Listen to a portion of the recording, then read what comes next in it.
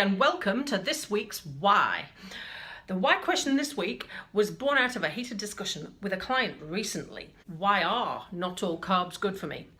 Why is it I can't eat scones and still lose weight? Now we have student holistic nutritionist Adam Wilson with us today, who has volunteered to be interviewed to answer this question for us. You can find him on Facebook. His Facebook address is below, and it's also in the metadata underneath if you're watching this on YouTube. So first, I want you to introduce yourself. So this is Adam. That's right, isn't it? Yes. Yes. I'll just say hi, I'm Adam. Right, okay, so this is Adam. Tell us about yourself, tell us about your study that you're doing at the moment. Okay, at the moment I'm training to be a clinical nutritionist. I've almost completed my first year of it. Well, it's taken me 2 years because I study part-time. But I've learned quite a lot over the last 2 years I've been studying. Did a wee pre-entry certificate as well. Yep. So basically I'm training to be a holistic nutritionist. So what a holistic nutritionist does is just looks for any kind of underlying factors that could be contributing to a client's health complaint. Yep. Yeah, we just look for literally everything that could be linked to what their problems are. Yeah, we look at their diets and their eliminations and everything, and it just helps give us a picture of what could be going on there. Right. Yeah. Okay. And tell us why you decided to be a nutritionist. What led you to that? Oh, well, over the years, I have been sort of observing a link between what people have been eating, how they've been living, and what kind of and how they're related to health problems and things like that. Mm-hmm. So I kind of decided to follow it up, watched a few interesting documentaries and things like that that inspired me. So that kind of got me interested in looking for ways to improve my health and everything. Yeah. Have you seen the three-part series that's on Sundays? The second one was on last night. Simon Galt's programs on Why Are We Fat? Have you been watching those? No, I haven't. Apparently, according to him, 48% of the New Zealand population don't do enough exercise. Well, yeah, that's definitely understandable. I mean, after all, about a third of us are obese or something. So I mean, yeah, well, apparently, another stat he said was apparently there are more people in the world that are fat than that are not. Yeah, well, definitely in the Western countries. Yeah. So we're the second most obese country in the world after America. Yes, that's pretty bad, isn't it? Oh, sorry, no, it's a third, I think. It's America, then Australia, then. We're third. Yeah, and this week they were talking about the Pacific Islanders and how they were not obese until they left their country and came to New Zealand and all the other Western countries, and the diet changed and that sort of thing. So I thought that was quite interesting. Yeah. So, yeah. So what we're talking about today is carbs. So somebody last week came into our building with a diet sheet, and on it suggested that a good source of carb was scones. And she got all excited and said, "Oh, look, I could eat scones and lose weight." So I want to talk about the different sorts of carbs and which ones are good and which ones are bad for you. So first of all, tell us what carbs do. Okay, well, basically what carbs do is, well, they give us energy, obviously. I mean, not all of them are the same. Some are like there's sugar that's pretty much used instantly. There's long chain carbohydrates, which our body breaks down and sort of slowly gives us energy.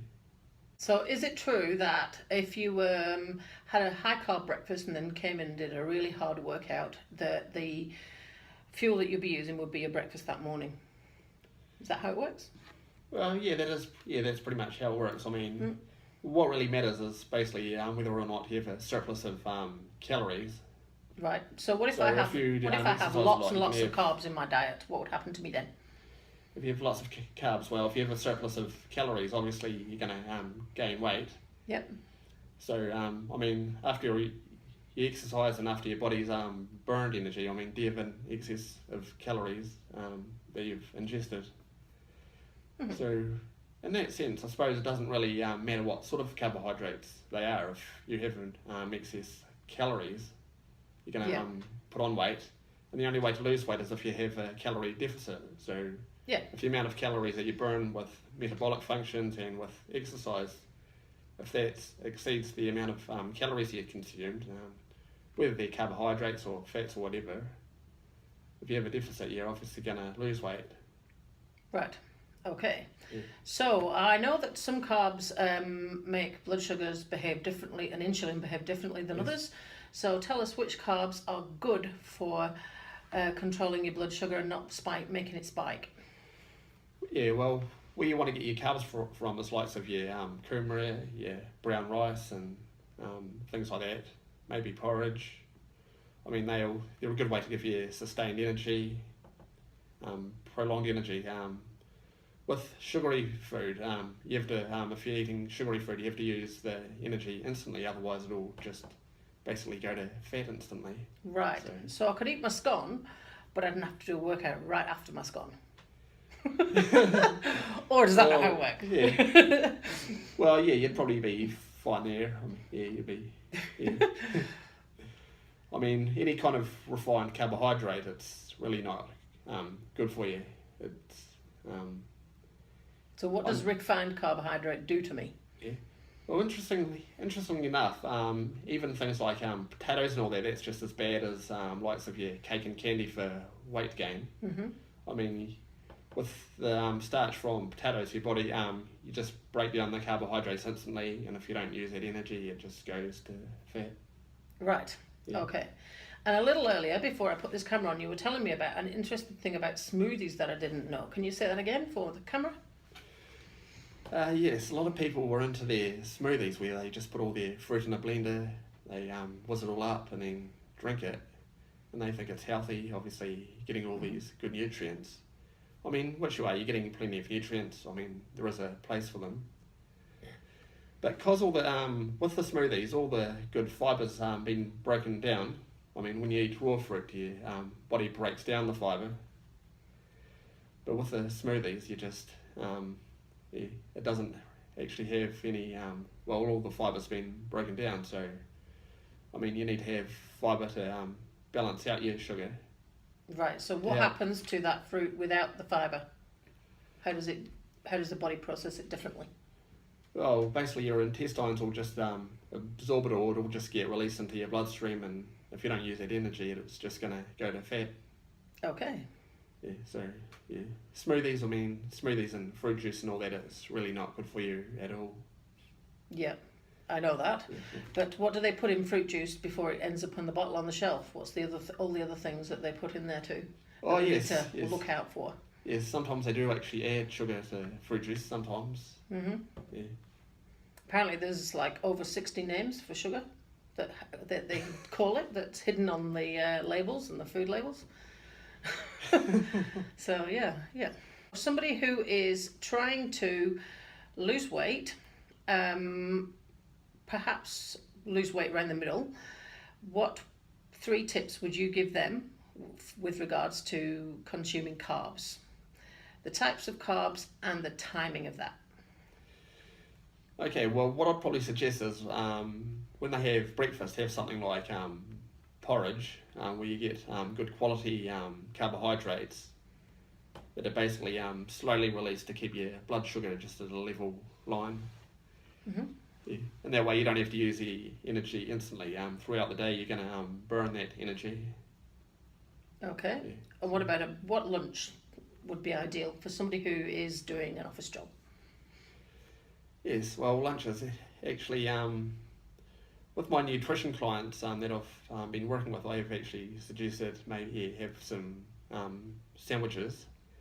Now the bread you want to use. Bread. Okay, well, yes, bread.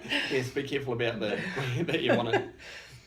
They'd be like, yes, we can have sandwiches. I'd personally recommend they use the low GI bread you can actually buy from supermarket bakeries or even. Now I know Bergen is low GI. Yeah. Is there any others that you know off the top of your head? Well, the one I buy is just freshly made stuff in the bakery where I work, and it's low, in the supermarket. They label low GI fresh bread. Yeah. Oh, right, okay. And when you eat it, it's very filling. It just fills you right up. So which means you don't really need to eat large portions either. Mm-hmm. And in your sandwiches, you can just put in fillings like lettuces, cucumber, tomato.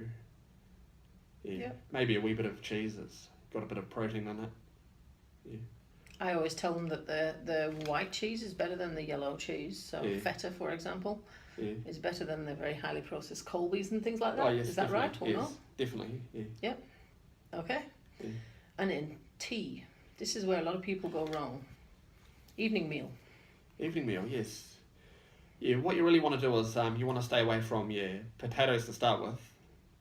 I mean, potatoes, it's pretty much up there with cakes and candy and everything like that for weight gain. Mm-hmm. When we eat potatoes, our saliva actually breaks down the starch into simple sugars. So when we eat potatoes, I mean, it pretty much just turns to fat, the calories in them. Right. Yeah, so is there a difference between the two different colours of kumara? Is one better than the other one? Somebody asked me that the other week. Do you know? Well, that's an interesting question. Not really. One's They purple do have. and one's sort of red coloured. Well, obviously with the orange coloured ones, you're going to be getting a lot of that beta carotene you find in carrots. I mean, yep. Your different vitamin and mineral content really. Okay. What you want to do with your meals is you want to have all the colour varieties. So, I mean, by all means mix it up. Some days you might want to have red, sometimes have orange. You want to try and get all your colour varieties. Yep. Yeah. Because they all have unique properties, different antioxidants and everything like that. Okay. Yeah.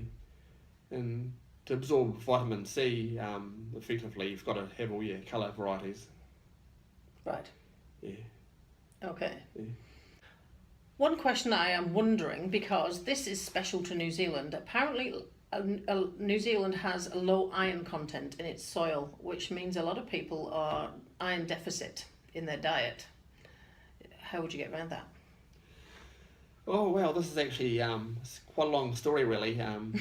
What I've learned is iron deficiency is actually largely genetic. Yes. Okay. So if you suspect an iron deficiency, you really want to get your iron levels tested because, well, here's the other thing as well. Iron overload is also very common as well. Right. And some people have got to avoid it. The other thing as well, if you're low in iron, it may not necessarily be due to iron you're ingesting. Mm-hmm. It could be iron needs cofactors to avoid it, to absorb it properly. I mean, you need to have vitamin C for iron absorption. You need to have some zinc, copper, B12, all those kind of nutrients. Right. Yeah. So back to your coloured vegetables. Back to coloured vegetables. Yes, oh, definitely. Right. Yeah. So the question at the beginning, we're going to give it in a short answer. The question at the beginning was, why are not all carbs good for me? Not all carbohydrates are good for you because some of them will cause your blood sugars to spike instantly. Mm-hmm. I mean, particularly things like your juices, your soda drinks and your cakes, candy and things like that. It'll cause your blood sugars to spike. And if you haven't got, if your cells haven't actually got any use for those energies, obviously, like first priority is your cells will use them for metabolic functions. After that, it'll get stored in your liver as glycogen. Yep. And once that's full, it just gets stored as fat, basically. Yeah. And it also is responsible for, indirectly, for high cholesterol.